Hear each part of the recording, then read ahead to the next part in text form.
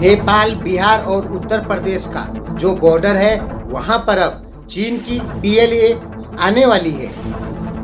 यानी भारत का 3 फ्रंट वार क्लियर हो चुका है, पाकिस्तान के साथ, नेपाल के साथ और चीन के साथ। नमस्कार, इस चैनल को नेपाली लोग ज़्यादा देखते हैं, तो इसलिए हमारे नेपाली मित्रों, आप इस चीज़ को जान लें कि आपके यहाँ बहुत जल्दी PLA पीपुल लिबरेशन आर्मी आने वाली है। दोस्तों, आपकी सरकार ने पूरे नेपाल का 1,47,181 किलोमीटर भूभाग चीन को दे दिया है भारत के साथ लड़ने के लिए। ये बात आपको पता नहीं है। कोरोना पैंडेमिक के बहाने अब चीन की PLA नेपाल के जमीन पर पहुंच जाएगी, और वो भी कहां, जहां उत्तर प्रदेश और बिहार में जो बॉर्डर हैं उन इलाकों पर। हो सकता है कि आपको पता ना पड़े। दोस्तों, आपके यहाँ के नेता और मीडिया कह रही है कि चीन के साथ में हमें एक संधि करनी होगी कि नेपाल पे हमला जो होगा वो चीन पे हमला माना जाएगा। यानी नेपाल पे कोई देश हमला करेगा तो चीन उसका जवाब देगा, ये कहना है आपकी मीडिया का। और भारत की इंटेलिजेंट एजेंसी रा का कहना है कि अब PLA नेपाल में बहुत जल्दी आ जाएगी। यानी, और मुझे भी लग रहा है कि PLA नेपाल में आ सकती है, चाहे वो सामने पर आए, चाहे वो पर्दे के पीछे से आए। और यदि भारत और चीन के रिश्ते बिगड़ते हैं तो नेपाल चीन नेपाल के साथ में एक ऐसी संधि करेगा जिस संधि के तहत कहा जाएगा कि नेपाल पे हमला चीन पर हमला माना जाएगा। और जिस समय चीन भारत का टकराव होगा उस समय नेपाली सेना जानबूझ के बॉर्डर पर ऐसी हरकत करेगी जो अभी कल परसों हुई थी, वो जानबूझ के करेगी ताकि नेपाल की तरफ से भी भारत को प्रेशर दिया जाए। तो अब क्या होने वाला है, जैसे चीन ने क्या किया कि उत्तरी कोरिया से अमेरिका को परेशान करवाता है। जिस दिन चीन और अमेरिका की टक्कर होगी उस दिन चीन के साथ बिल्कुल नहीं होगी, उस दिन उत्तरी कोरिया के साथ में होगी। और उत्तरी कोरिया और अमेरिका के बीच में लड़ाई होगी, उत्तरी कोरिया की तरफ से या उत्तरी कोरिया में जाके चीन की सेना लड़ेगी ताकि अमेरिका चीन पर हमला ना करे। इसी प्रकार जिस दिन भारत से लड़ाई होगी तो उस दिन पाकिस्तान की भूमि से और नेपाल की भूमि से होगी। वो क्यों होगी?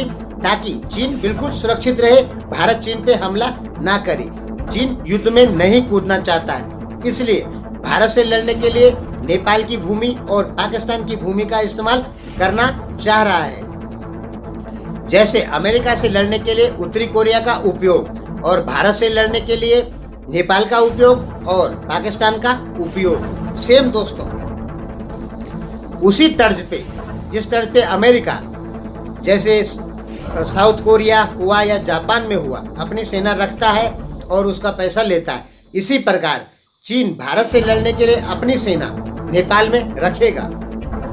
बदले में नेपाल की जो नेता लोग हैं वो ये बताएंगे कि भारत से नेपाल की रक्षा के लिए चीन ने अपनी सेना रखी है और हमको चीन को पैसा देना पड़ेगा, जैसे उत्तरी कोरिया देता है या जापान देता है या और भी बहुत सारे देश हैं जो अमेरिका को देते हैं।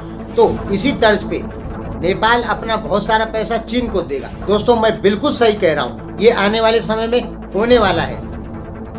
तो यहाँ पर क्या है कि उत्तरी कोरिया और जापान में जो अमेरिका बैठा हुआ है, अमेरिकी सेना बैठी है, वो अपने हितों की रक्षा के लिए वहां पर बैठी है, लेकिन उनकी सेना को खर्चा कौन भरता है? जापान और साउथ कोरिया। इसी प्रकार नेपाल में जब चीन की सेना बैठेगी तो वो अपने हितों की रक्षा के लिए बैठेगी, भारत पे प्रेशर बनाने के लिए बैठेगी, लेकिन उस सेना का सारा खर्चा कौन भरेगा? नेपाल गवर्नमेंट भरेगी, क्योंकि नेपाल गवर्नमेंट पे चीन पहले ही प्रेशर बना देगा ओली जैसे नेताओं पे कि नेपाली जनता को मीडिया के द्वारा बताओ कि भारत नेपाल पे हमला करने वाला है, इसलिए नेपाल की रक्षा के लिए चीन की सेना को यहाँ रखना पड़ेगा और उसको पैसा भरना पड़ेगा। नेपाली जनता भी मान जाएगी, लेकिन हकीकत इसके पीछे क्या होगा कि भारत पर प्रेशर बनाने के लिए चीन की सेना नेपाल में रहेगी। चीन ना तो भारत से लड़ेगा ना अमेरिका से लड़ेगा। अमेरिका से लड़ने के लिए उत्तरी कोरिया का उपयोग और उत्तरी कोरिया के जो नेता हैं वो चीन के हाथों सब बिके हैं, यानी उत्तरी कोरिया चीन का गुलाम है। ये बात शायद आपको पता नहीं है। आप निश्चित तौर पे जानें कि उत्तरी कोरिया चीन का गुलाम है। जैसे चीन चाहेगा वैसे ही उत्तरी कोरिया करेगा, और इजराइल जैसे अमेरिका चाहेगा वैसे ही इजराइल करेगा। अब क्या होता है कि डायरेक्ट उपनिवेश नहीं बनाए जाते हैं, इनडायरेक्ट उपनिवेश बनाए जाते हैं। जैसे नेपाल में रोडों और सड़कों का विकास चाइना कर लेगा तो नेपाली जनता को लगेगा कि चीन विकास कर रहा है हमारे यहाँ, लेकिन वो केवल जनता को खुश करने के लिए होगा। उसके पीछे की रणनीति यही होती है जो हम आपको समझा रहे हैं। तो आने वाले समय में नेपाल चीन के साथ में संधि करने वाला है। बेत्रावती एक संधि हुई थी जिसमें कहा गया था कि नेपाल पे यदि हमला होता है किसी बाह्य ताकत का तो चीन मदद करने आएगा। तो चीन उस समय मदद करने नहीं आया था। अभी कुछ दिन पहले शी जिनपिंग ने कहा था कि यदि हमने नेपाल के बारे में इतिहास में जो गलती की है वो गलती अब हम दोबारा नहीं करेंगे। यानी अब यदि नेपाल के ऊपर कोई बाह्य ताकत हमला करने आएगी तो चीन जरूर नेपाल की मदद के लिए आएगा, ऐसा कहना था शी जिनपिंग का। ये बातें हमने नेपाल के मीडिया एंकरों से सुनी हैं। तो आप ये मान के चलें कि चीन ने अपने हितों की रक्षा के लिए नेपाल को अपने पाले में खींच लिया है और वो नेपाल का पूरा इस्तेमाल कर रहा है। आप खुद ही सोचें, जब भारत पाकिस्तान और चीन के साथ में भारत के युद्ध जैसे हालात बने हैं, उसी समय नक्शा क्यों पेश किया गया? आप हमें ये बताइए, आज से पहले क्यों पेश नहीं किया गया, या आज के बाद करवाया जाता? अभी क्यों पेश किया गया? ये तो खैर आपको भी पता है ना कि प्रधानमंत्री ओली की सीट जाने वाली थी और हमने कह दिया था कि प्रधानमंत्री ओली अब भारत विरोधी काम करने वाले हैं, और उन्होंने नक्शा जारी करके कर दिया। भले आपको जो लगे, लेकिन उन्होंने अपनी सीट को बचाने के लिए ही भारत विरोधी काम किया है। और ये नहीं सोचना कि इस काम के लिए केवल चीन का ही सपोर्ट है। इस काम के लिए यूरोपियन यूनियन का भी नेपाल को सपोर्ट है। यानी नेपाल से जो नक्शा पास करवाया है उसमें यूरोपियन यूनियन शामिल है और चीन शामिल है। और प्रधानमंत्री ओली की कुर्सी न जाए इसलिए प्रधानमंत्री ओली की कुर्सी भी शामिल है। आप लगभग ये समझें, जैसे अमेरिका अपने हितों की रक्षा के लिए हिंद महासागर में अपने हितों की रक्षा के लिए झूठी खबर फैलाता है कि चीन ने हिंद महासागर कब्जा करने आ रहा है, ये करने आ रहा है, वैसे ही यानी अमेरिका अपने हितों की रक्षा के लिए भारत का उपयोग करना चाहता है।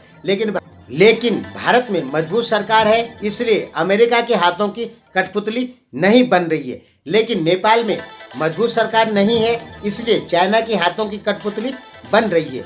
नेपाल में यदि एक ताकतवर सरकार और देशभक्त सरकार हो जाए तो नेपाल चाइना के हाथों की कठपुतली कभी नहीं बनेगा। तो PLA अब नेपाल में आने वाली है। धन्यवाद।